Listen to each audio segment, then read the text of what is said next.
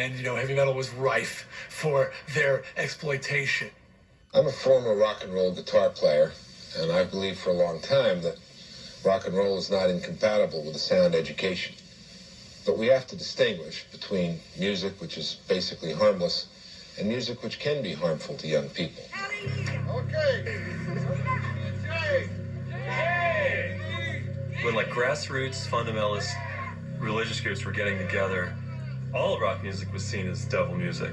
But, it really came to a head with the PMRC hearings. Ladies and gentlemen, this hearing is on the subject of the content of some rock music.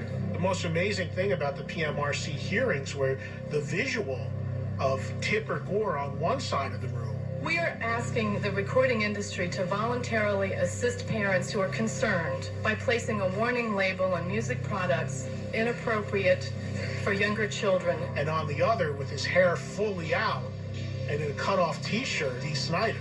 But we're talking about a person going with their money to purchase an album, to play in their room, their home, on their own time. I was the most recognizable face in heavy metal rock and roll then. I was the poster boy. And they figured, this guy's the most identifiable, let's make an example out of him.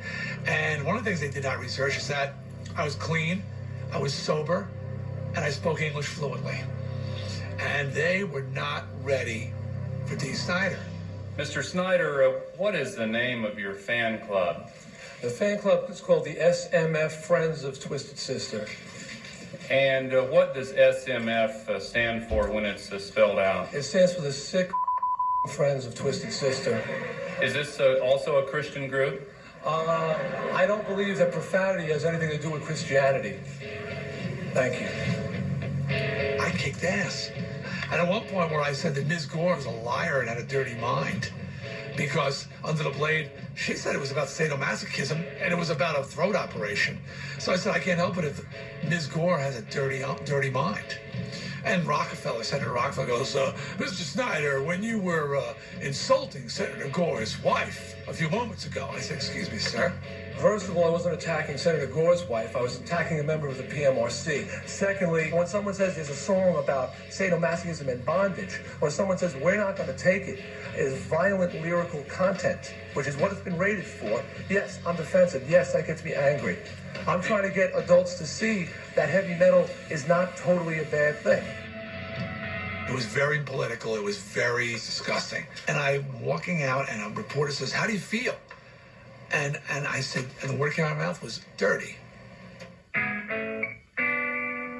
Heavy metal and conservative society had concluded what would amount to its most public, but by no means final, shoving match in their long history together.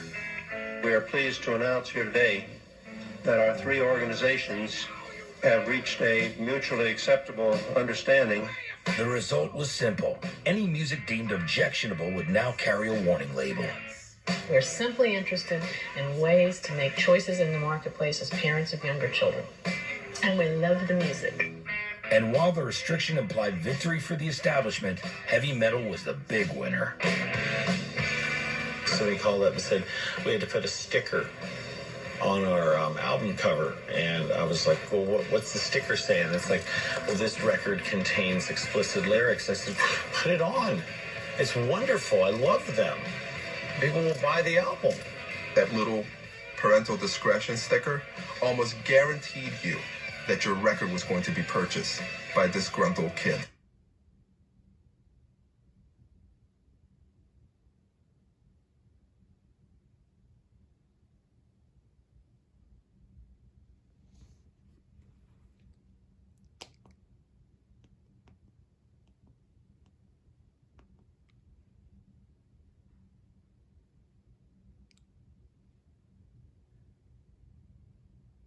Wants to battle heavy metal. Heavy metal will always find a way to win because heavy metal's always underestimated. The people who love it are underestimated. The musicians are underestimated. A lot of people have found that out the hard way. It's just a rock and roll, yeah.